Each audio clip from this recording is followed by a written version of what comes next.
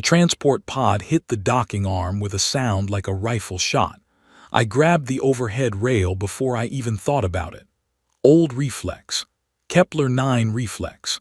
My father's voice in the back of my head said brace before it stops moving, and then the doors opened and I stepped out into Harith Station. Nobody was there to meet me. That was fine. I did not need a welcome party. I needed a locker, a training schedule, and 12 hours of sleep that was never going to happen. The corridor was wide enough to park 2 vehicles side by side. The ceiling was 4 meters up. Every surface was gray-white and smooth, lit by panels that buzzed just low enough to feel in the back of your teeth. I walked down the center of it with my kit bag over one shoulder and my assignment papers in my hand, and I was the smallest thing in the whole station. I had known I would be. I had prepared for it. Preparation does not make you ready. It just means you saw it coming. The first cadet I passed was Kethel. 3 meters of layered exoskeleton and dense muscle, moving down the corridor toward me like a slow vehicle. His eyes, 4 of them arranged in a band across the front of his face, tracked me without his head moving. He did not slow down. He did not say anything. He looked at me the way a person looks at something that does not quite fit in the space it is occupying, and then he kept walking. I kept walking too. The second cadet I passed was another Kethel. Same size, same expression, same slow, tracking eyes. By the third one I had filed the experience under expected and stopped paying attention to it. Orientation was held in a room built for 40 bodies that were not mine. The chairs were wide enough that I could have sat cross-legged in one and still had room at both sides. The table at the front of the room held a data terminal, 3 water containers, and a sealed ration pack. One of the water containers was green, the same shade as my father's coffee thermos, the one he carried on every early morning shift, the one that was sitting in my kit bag right now, at the bottom, underneath everything else. I looked at that container for 1 second. Then I sat down. There were 11 other cadets in orientation, 10 Kethel and 1 Vorathi. The Vorathi was smaller than the Kethel, which meant he was still roughly twice my mass, and he tilted his head when I sat down with the look of someone doing arithmetic that was not going the way he expected. They all looked at me when I came in, not hostile, not welcoming. They looked at me the way scientists look at data that does not support the current model. I sat in the chair that was too big and put my papers on the table and waited. Vethkara came in at exactly the scheduled time. That was the first thing I noticed about him. He was punctual. He was Kethel and senior instructor rank, which meant the plates along his upper arms had gone pale with age and his movements had settled into the kind of deliberate slowness that was not age but weight. He carried a data slate in one hand and he did not look at the room when he entered. He looked at the terminal. He pulled up our files. He began to read. He called each cadet by name, made a note, moved on. He got to mine last. He read my intake physical data aloud, not because the others needed to hear it, because the room was the room and Vethkara was the kind of instructor who believed that relevant data belonged to everyone present. Bone density, low by Kethel standard. Muscle fiber yield, below combat threshold by coalition metric. Cardiovascular ceiling, acceptable for support personnel. He read each line evenly, without pause, without comment, and the room did not react because they did not need to. The numbers had done it already. He set down his data slate. He said, in a flat and formal way that told me he had said this kind of thing before and expected to say it again, "You are what your species is. Fragile architecture. The coalition combat track was not designed to accommodate your limitations. It was designed to exceed them. You will find, cadet, that the gap between those two things is where you will live for the foreseeable future." Silence. I looked at the green water container behind him, the color of it, the exact shade, the way the station lighting caught the upper edge of it. I said, "Sure, okay." More silence. Vethkara looked at me for the first time, not curious, assessing.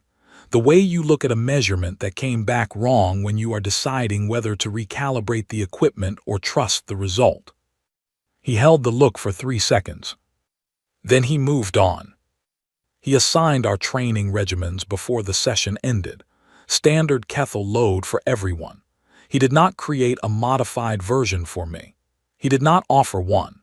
He handed me the same sheet he handed the 3-meter cadet to my left, who could have used me as a training weight without inconveniencing himself. I read the numbers. I thought about Kepler 9, about 1.4 standard gravity and morning drills, and my father's voice counting reps from somewhere behind me in the gray pre-dawn, about what that kind of constant weight does to a person over 26 years, about the small, confused pause Earth standard doctors always made before my bone density results, that brief recalibration when the number did not fit the person standing in front of them. I folded the sheet and put it in my pocket. "Sure, okay," I said to nobody in particular, to the shape the words made in the air. Outside in the corridor, one of the Kethel cadets fell into step beside me, not close, just in the same direction. He was young by Kethel standards, which meant he was enormous by mine, and he moved at his own pace and did not adjust for my stride length. I had to take 3 steps to his 1. After a while he said, "You will not last the first week." I considered this. "You are probably right," I said. He nodded once, turned left at the next junction and was gone. I found my quarters, a standard room that had been fitted with a smaller bunk and a lower shelf unit for a human frame. Someone had done that in advance. I did not know who. I put my kit bag on the floor and sat on the edge of the bunk and looked at the wall and thought about the training schedule in my pocket. The numbers were not impossible. That was not the same as saying they were reasonable. I reached into my bag and put my father's thermos on the shelf beside the bunk. I did not open it. I lay down and looked at the ceiling and did not sleep for a long time. In the morning, Vethkara's training program was waiting. I started it. The first week, I broke 3 fingernails, sprained 1 wrist, and collected a row of bruises along both shins from equipment calibrated for frames that were not mine. I kept count in the back of my head, not of the injuries, of the sessions completed. 7 days, 21 sessions, each one finished. I want to be honest about how I finished them, not cleanly, not gracefully. I finished them the way water finishes moving through a crack in stone, not because it is elegant but because that is what water does. It keeps going until it gets through. There is no strategy in it. There is only continuation. The training bay on Harith Station was enormous. The ceilings were high enough that I had never seen the tops of them through the upper ventilation haze. The equipment was built for Kethel frames. Resistance bars thicker than my forearm. Loading sleds that started at 400 kilos and scaled up from there. Grip handles spaced for hands that were not human hands, spread at distances that required me to modify my hold on every single station. I adjusted what I could reach. For the rest, I found a way to make do. Vethkara watched the morning sessions from the observation platform above the bay floor. He was there every day with his data slate and his measuring stillness, and I learned in the first 3 days to stop looking up at him. Looking up changed nothing. He was going to be there. The numbers were going to be whatever they were. The only useful thing was the equipment in front of me. On day 4, I was running the resistance circuit when someone slowed behind me, not stopping, slowing. I did not turn around. I moved to the overhead pull bar, set my grip, and started the set. When I finished and stepped back, the Kethel cadet from the corridor, the one who had said I would not last the week, was at the station to my right. He was running his own set. He had not been there a minute before.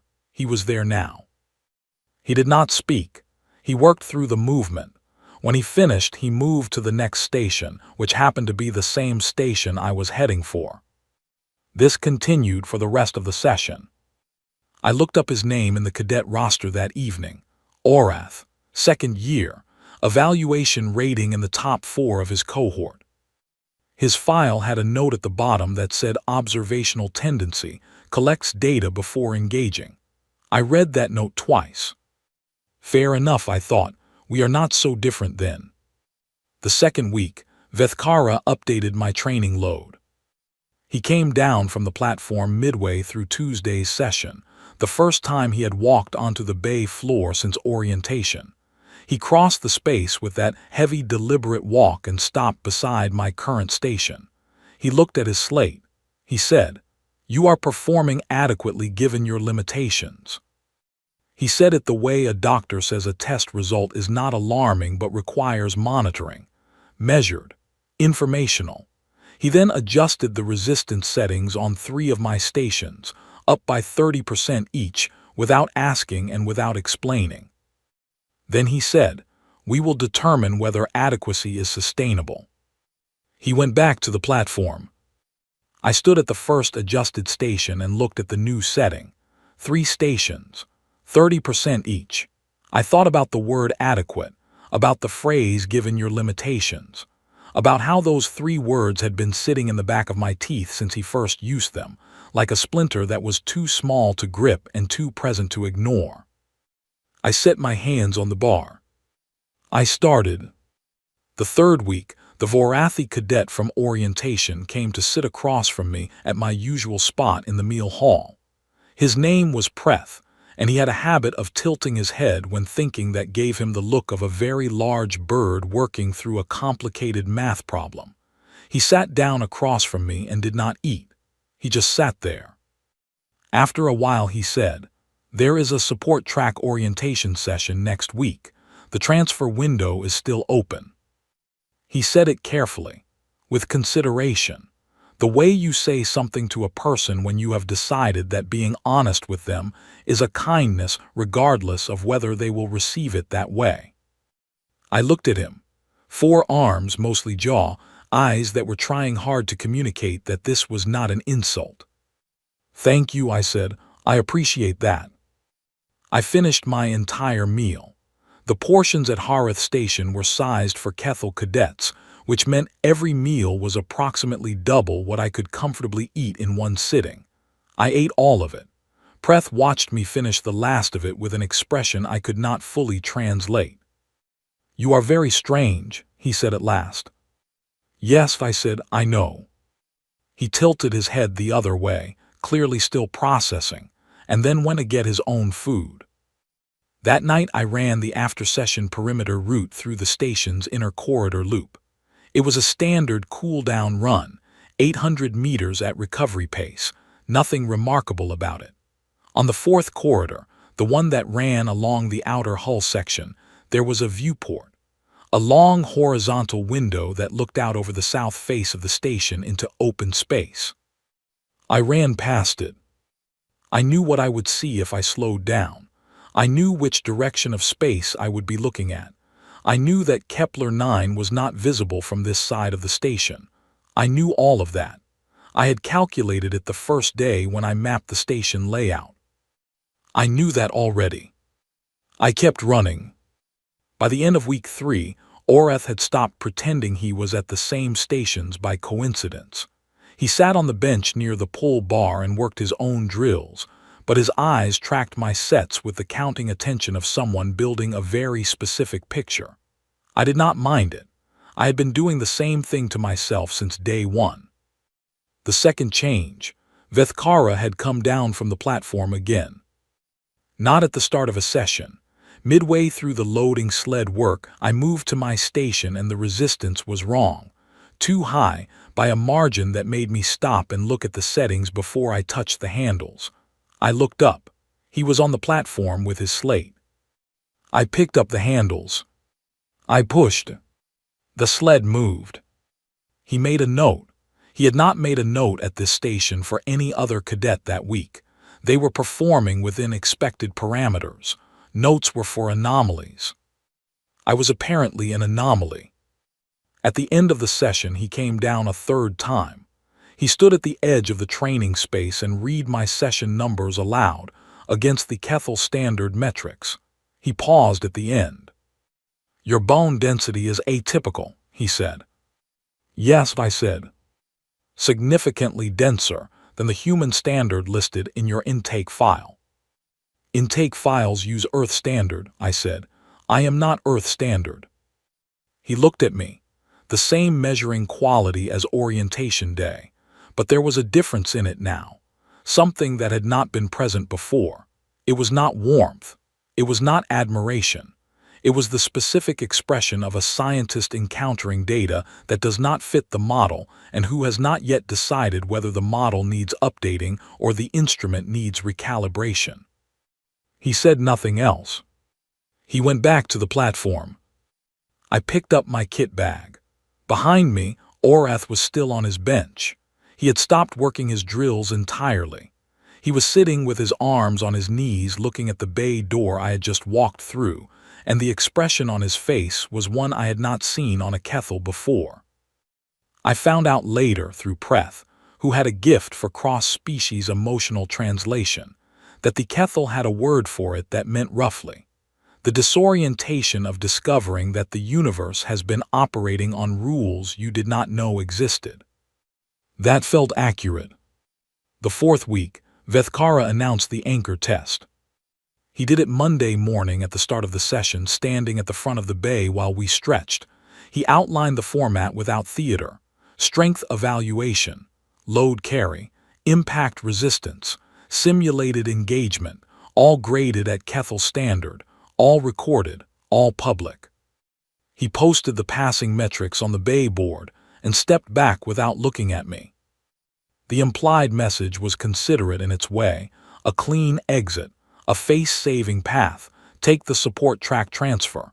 Nobody would need to say anything. The numbers would say it for you. I read the list. I read it twice. Sure, okay, I said to myself. Orath was 2 stations over and his hearing was better than mine, and he turned his head a fraction in my direction, not commenting, nodding. I started my warm-up. The anchor test was in 1 week. 1 week was enough, not because I was certain of the outcome, because I did not have any other option, and sometimes the absence of options is the cleanest possible freedom. I hit the first station.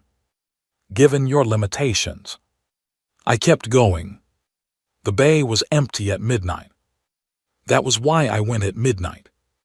The training lights were on half power, which gave the whole space a flat gray quality, the look of a place that had not been abandoned but had not been occupied in a little while. Equipment stood in rows in the low light. The loading sleds, the resistance frames, the grip bars and harness rigs, all of it, standing still and patient in the dark as though waiting for morning. I liked it better this way. No observers, no data slates from the platform, no Preth with his tilted head or Orath cataloging my form, just me and the room and whatever I was going to do with the next 2 hours. I put my kit bag on the bench near the door. I took out my hand wraps and started working them around my knuckles the way my father had taught me, tight on the palm, loose on the fingers, firm across the wrist. He was very precise about hand wraps. He called it respect for the equipment. You take care of your hands and the hands take care of the work, and then the work gets done. I had been wrapping my hands this way since I was 9 years old. I finished the left, started the right. The bay door opened. I did not turn around. The weight of the footsteps told me who it was before I needed to look. Orath moved with a particular rhythm, heavier in the heel on the left side from an old knee injury he never mentioned and I had never asked about. He came in and let the door close behind him, and he did not say anything. He crossed to the bench at the far end of the row and sat down. I finished wrapping my right hand. I went to the resistance bar station at Kethel standard setting and set my grip and pulled the bar through a full set, slow and controlled, not warming up for the morning but reminding myself of the shape of the movement. My body had been doing this since I was 8 years old on a colony world that made everything heavier. It remembered. I was just checking in. After the set, I stepped back. Orath said, "Your numbers do not make sense." "I know," I said. "In the intake file," he said, "the standard human metrics listed there. A cadet with those numbers cannot do what I have been watching you do for 4 weeks. No, I agreed, they cannot. So the file is wrong. The file is accurate for Earth standard, I said. I grew up on Kepler 9. It is a colony world, higher gravity, about 1.4 standard. Silence, he said, slowly and carefully, in the way he said things when he was laying out a calculation in real time. You grew up at 1.4 standard gravity. My whole life, I said. My father ran a marine training facility there. We never went to Earth. Earth standard gravity felt like walking in a dream the few times I visited. Too light, wrong in the joints. Oreth was quiet for a long moment. Your bones, he said. Your muscle fiber density, your cardiovascular ceiling. All built in 1.4, I said. The intake file compares me to an Earth human. That is not what I am. He went quiet again, longer this time. Then he made a sound, low and rumbling, from somewhere deep in his chest. I had heard it once before in this same bay at a different hour. Now it was louder and it had a settled quality to it, like something that had been trying to resolve and had finally resolved. I went back to the equipment. I worked through the stations that would appear in the morning's test, not pushing, not proving anything to the empty room, just moving through each one, letting the body find its form, letting the muscle memory settle, the loading sled, the grip frames, the harness rig. I ran the movements the same way I had run them every morning for 4 weeks, the same way I had run them as a child on Kepler 9 while the gravity pressed down on everything and my father's voice counted in the background. At some point I became aware that my kit bag was on the bench and my father's thermos was on top of the bag. I had put it there when I packed. I had not thought about it. I reached in for the wraps and my hand found the thermos and I picked it up and it came with me when I walked to the bay. It was on the bench now, green and scratched and weighted the way he had chosen it to be. I had not opened it. I moved to the impact sled station, the padded resistance frame on a locked rail, designed to record the force of a full-body collision at combat speed. The passing metric for the test was 1,200 kilos of force. The average Kethel cadet at full sprint produced around 1,400. My best recorded number from the practice sessions Orath had been quietly observing was 1,140. 60 short of passing. I stood at the starting mark, 20 meters from the sled, standard approach distance. I thought about nothing. That was the technique my father had spent years trying to teach me and years watching me fail to learn. Right before the thing that matters, he said, you have to empty the room, not think about the goal, not run the outcome in your head. Empty. You make space and the body fills it. The mind getting involved is the part that costs you. I had finally learned it at age 22, alone in a gym on a transit station between here and somewhere else, the night before something that had not gone well and that I was not going to think about right now. I emptied the room. I ran. 30 meters at full acceleration on a high-gravity colony body is different from 30 meters on a standard human body. It is slower at the start. My stride was shorter. My center of gravity sat lower. I had never been built for speed. I was built for force, the accumulated specific physics of 26 years in 1.4 standard, and that force needed distance to express itself properly. I hit the sled. The rail system took it. The sensor array recorded the impact. The number appeared on the display panel. 1,218. I stood back. Orath read the number from where he was sitting. Then he read it again. Then he looked at me with that expression I had started to think of as his counting face. You were at 1140 last week, he said. Yes, I said. What changed? I thought about this honestly. Nothing changed, I said. I stopped thinking about it. He nodded, long and slow, the kind of nod that meant there was more happening beneath the surface of it than the nod itself could express. I collected my kit bag. I picked up the thermos without looking at it and put it back inside. Then I stood up and shouldered the bag. The test is in 11 hours, Oreth said. Yes, I said. You should sleep. Yes, I said. I went to the door. At the door I stopped, not because of anything significant, just because a question had been sitting in my mind for 4 weeks, and I had not seen a reason to ask it until right now. I turned back. Why do you come here when I am in the bay? I said. Oreth looked at me, then at the impact sled, then back at me. For 3 weeks I told myself your numbers were wrong, he said, that what I was observing could not be accurate by any reasonable reading of the available data. He paused.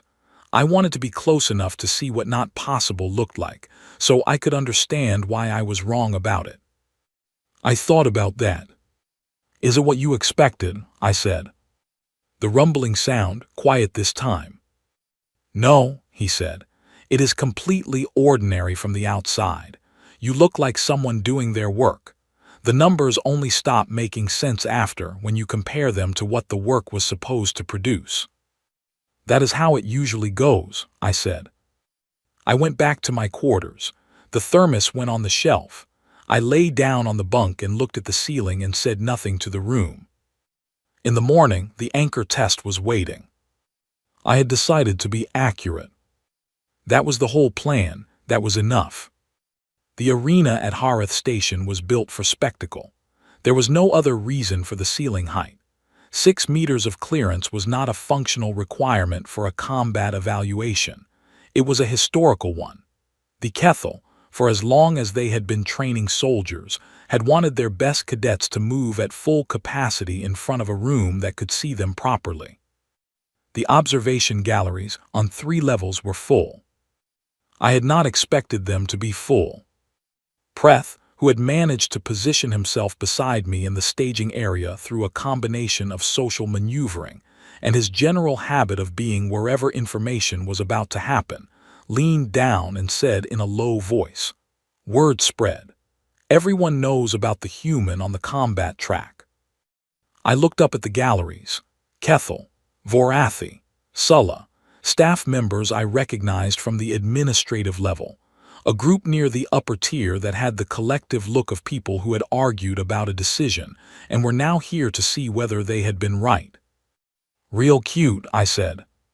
"What does that mean?" Preth said. "It means I see them and I am filing it away," I said.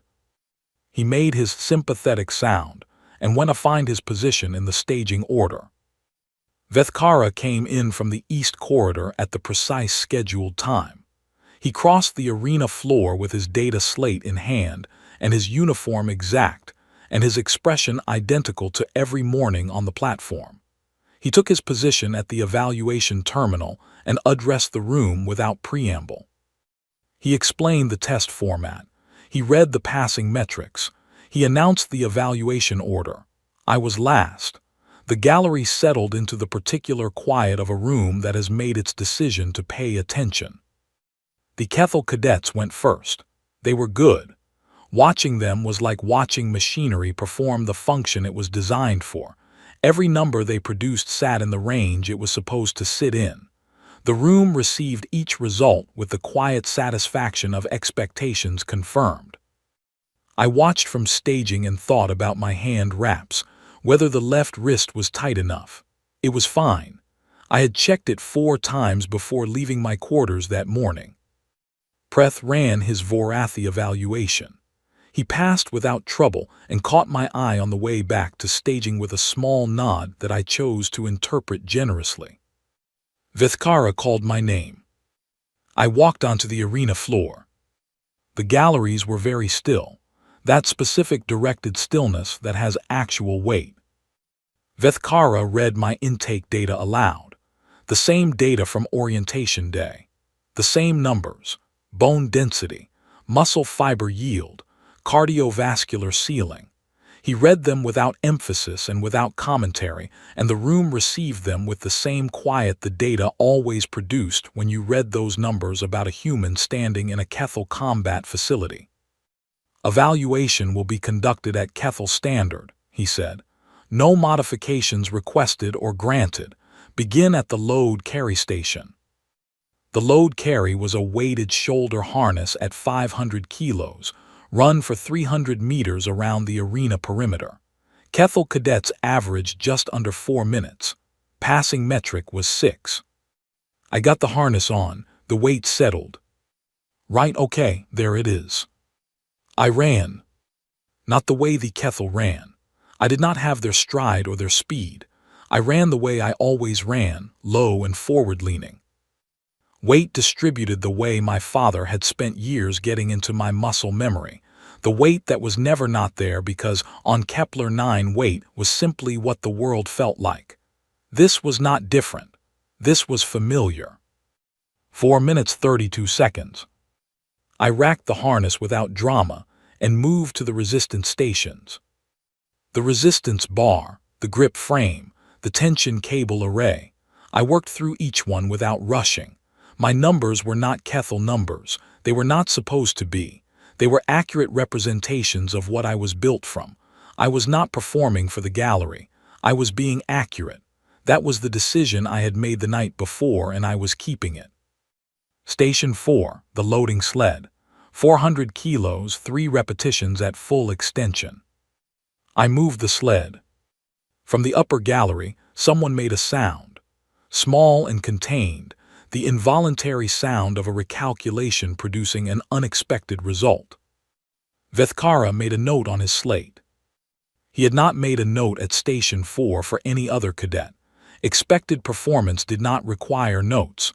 Notes were for anomalies. I moved to Station 5. Station 6 was grip strength assessment. I had been quietly confident about this one since I first read the test format, because grip strength developed in high-gravity environments does not map to grip strength at standard gravity, and the coalition metrics had not been updated to reflect the difference. I set my hands on the handles and ran the assessment. The result was 4 positions above passing. Above, not below. The murmur that moved through the upper gallery was not loud. It was the sound of a collective recalculation happening in real time. Vethkara came down from the evaluation terminal. He walked to my station and looked at the panel and then looked at his slate and then at the panel again. Your grip density reading is not consistent with your intake file, he said. No, I agreed. It is significantly higher. Intake files use Earth Standard, I said. I am not Earth Standard. He looked at me with the model updating expression. The data does not match expression.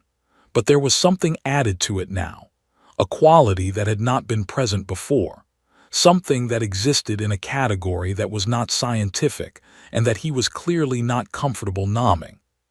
He went back to the terminal. Final station, he said. Impact resistance, simulated combat engagement, evaluator assisted.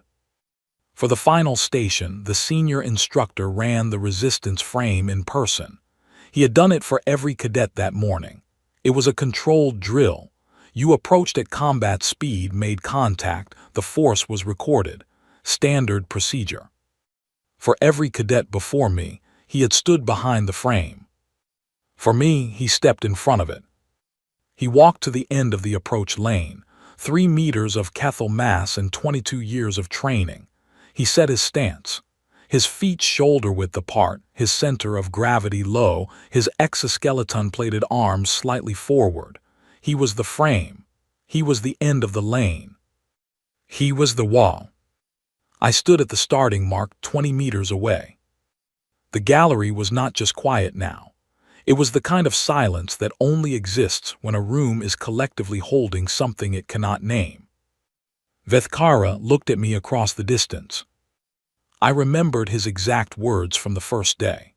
The phrase he had chosen for me in a room full of cadets and confirmed data, and a green water container that was the color of a thermos I carried everywhere and never opened. Fragile architecture. I emptied the room. No gallery, no terminal, no preth in staging, no thermos on a shelf, no numbers on a board, no cold coffee and no Tuesday morning and no equipment locker and no form waiting at the end of a week to be filled out. Nothing. Just 20 meters and the end of it. I ran. The approach built the way it always built in a body calibrated for 1.4 standard. Slow at first, longer than it looked to reach full expression. My stride was short. My center of gravity was low. Everything my entire life had made me was organizing itself into the last 3 meters of that lane. I hit him at full sprint. For a fraction of a second the contact held. His stance, his training, his mass. 15 years of being an immovable object in this room, all of it resisting. Then it did not hold. He went through the wall. Not the way it sounds in a story. The way physics says it goes. The reinforced partition at the end of the approach lane was rated for training impact.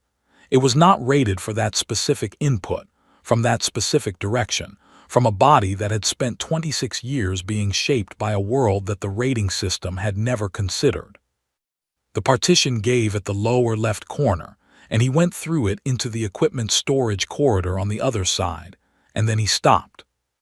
The arena was absolutely silent. I completed my follow-through, both feet, weight transferred, hands open, balance. I stood and waited. From the storage corridor, a shifting, settling sound. The sound of a very large and solid person taking a moment to locate themselves. Then footsteps, heavy, deliberate.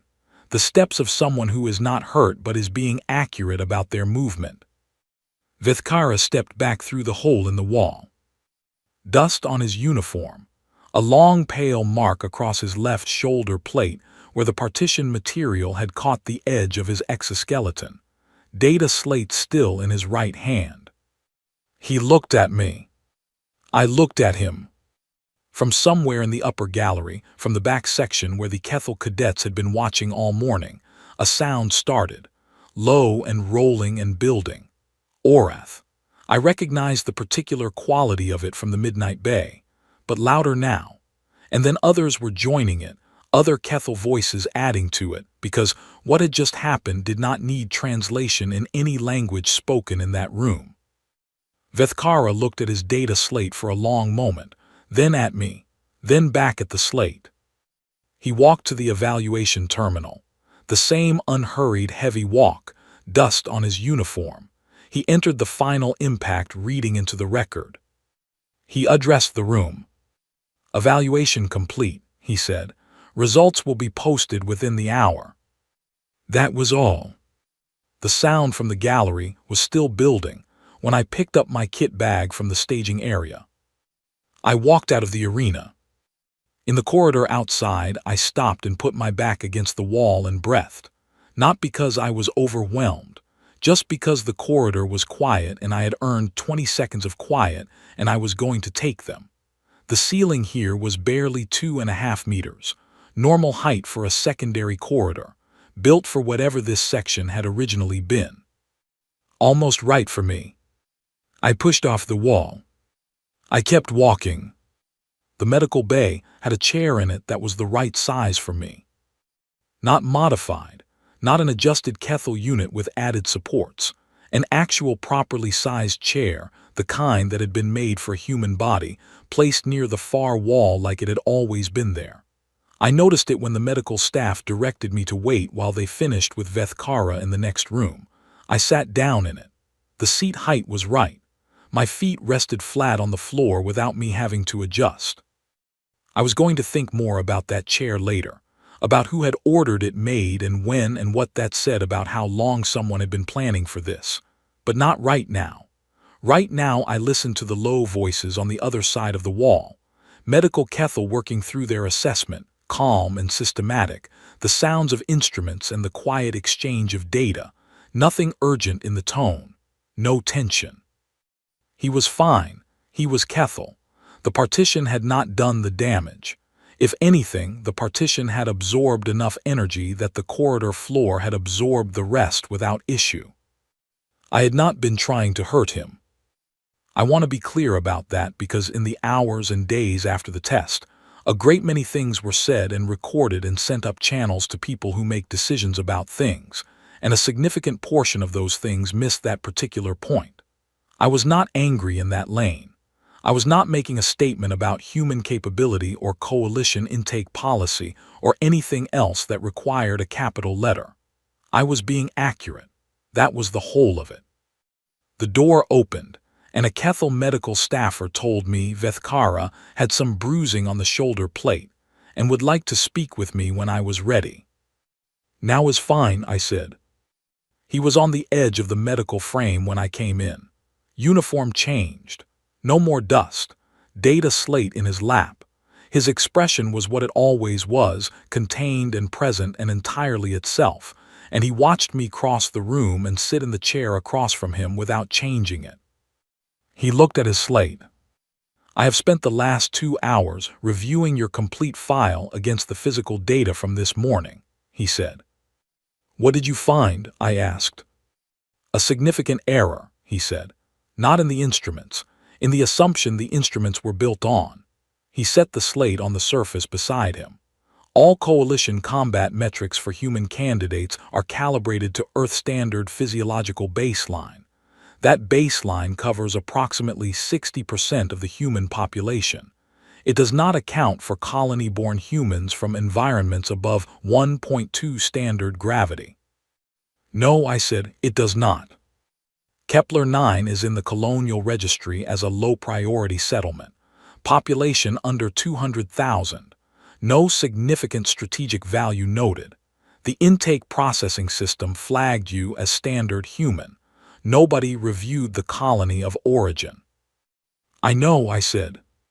You knew this when you arrived. Yes. You did not correct the file. I thought about the first morning, the orientation room, the green water container, the numbers being read aloud to a room that did not need to say anything because the numbers said it for them. No, I said, I did not correct it. He was quiet for a moment. Why not?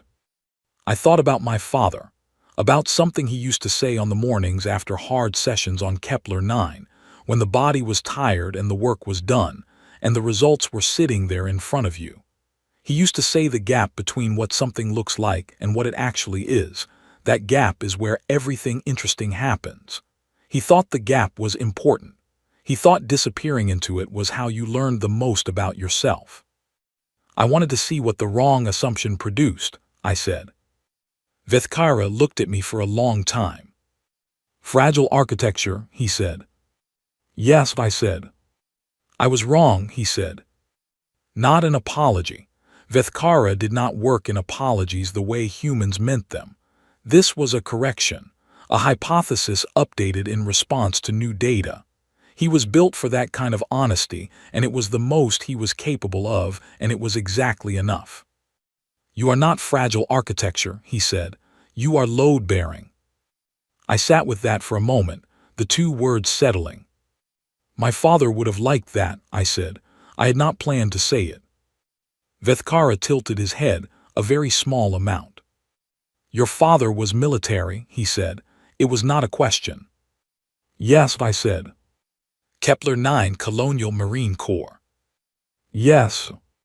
A pause.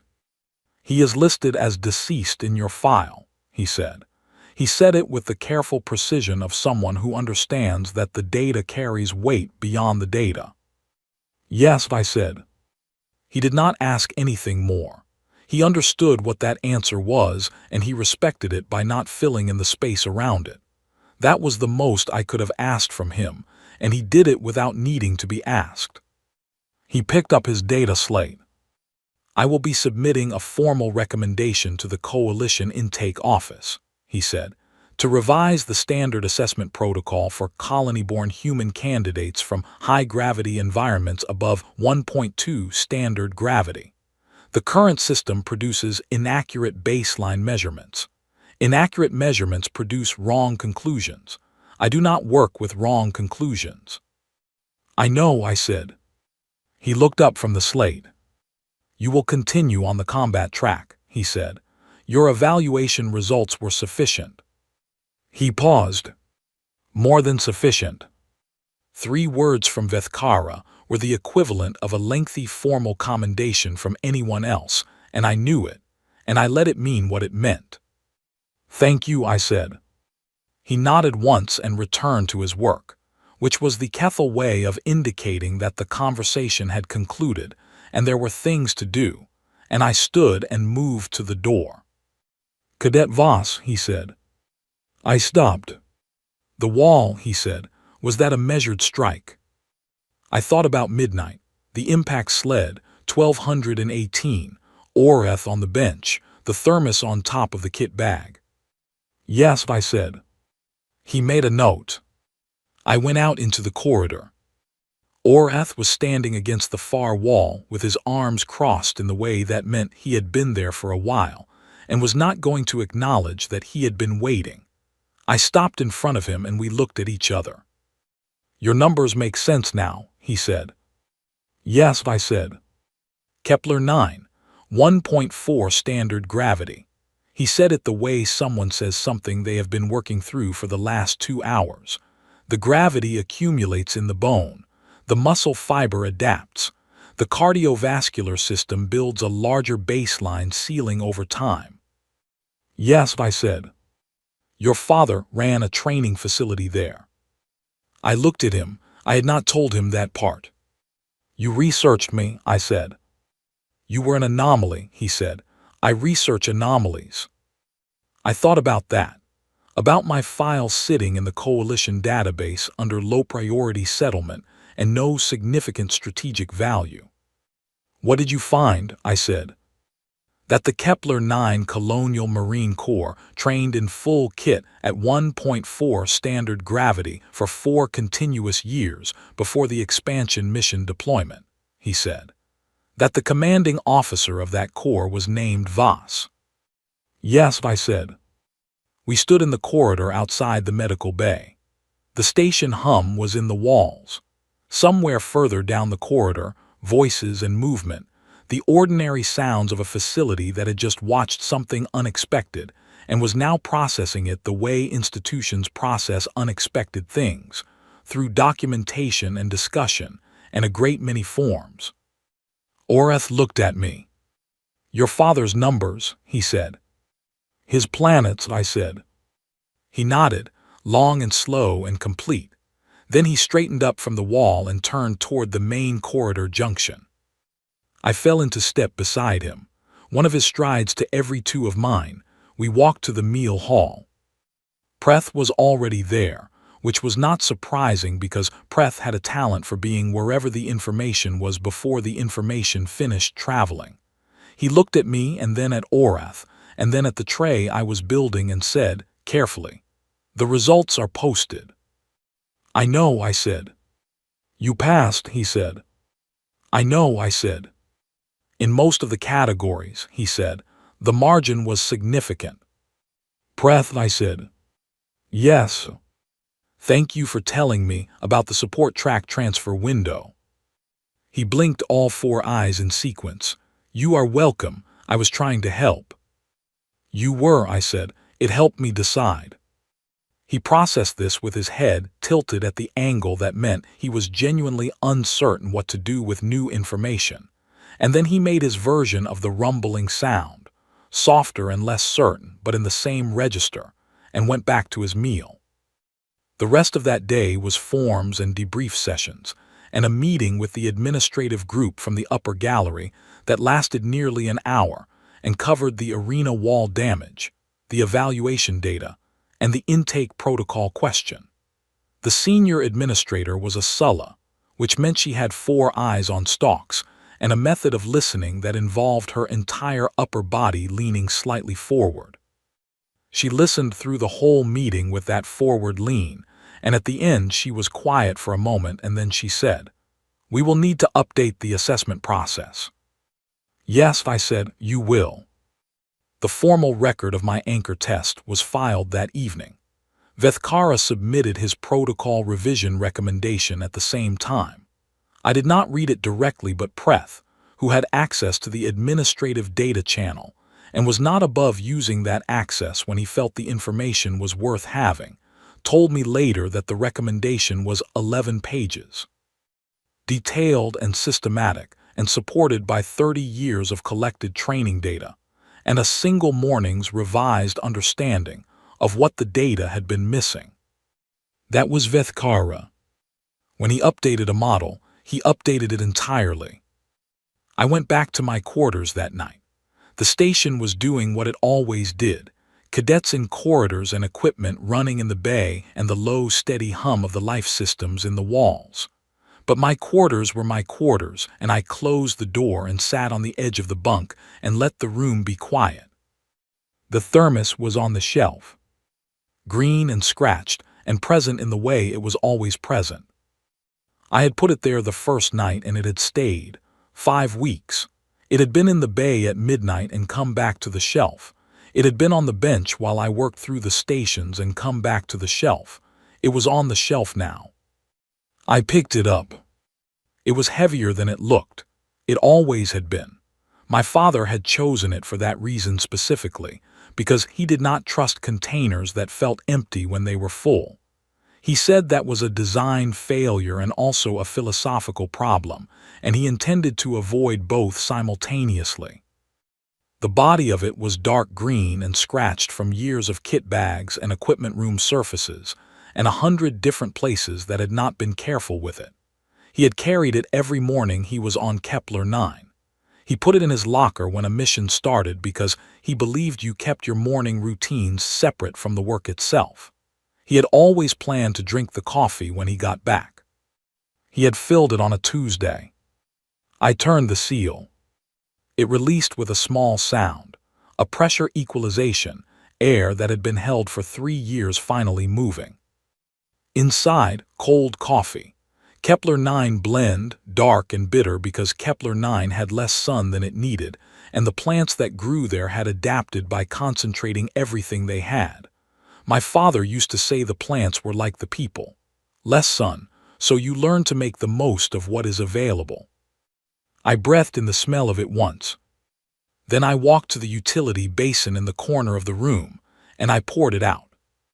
It went down the drain slowly. Dark. The smell of it filled the room for a moment, present and specific and real, and then it began to fade. I set the thermos on the shelf. The shelf where it had been for 5 weeks, the shelf where it would stay. I stood in front of it for a moment. The room was quiet enough that I could hear the station hum in the walls and my own breathing and nothing else. He had filled it on a Tuesday morning, standard pre-mission routine, same as every Tuesday before a deployment. He left it in his locker with the full intention of coming back to it. That was the thing about my father. He was always planning to come back. He planned it with such complete certainty that he left things waiting for him everywhere.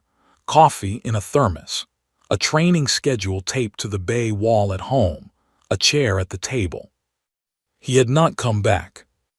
I had taken the thermos from his locker when they gave me his effects at the end of the week. I had not taken it because of the coffee. I had taken it because it weighed right in my hands, because it had the specific gravity of something that knew where it had been and was not pretending otherwise. I sat back down on the bunk. The thermos was on the shelf, empty now, still green, still weighted exactly the way he had chosen it to be. Nothing about it had changed. It was the same object it had been this morning and yesterday and 5 weeks ago when I put it on the shelf the first night and did not open it. Something else had changed.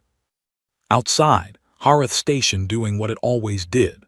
Oreth somewhere in the building having sent me a 3-word message through the cadet system that said only numbers make sense.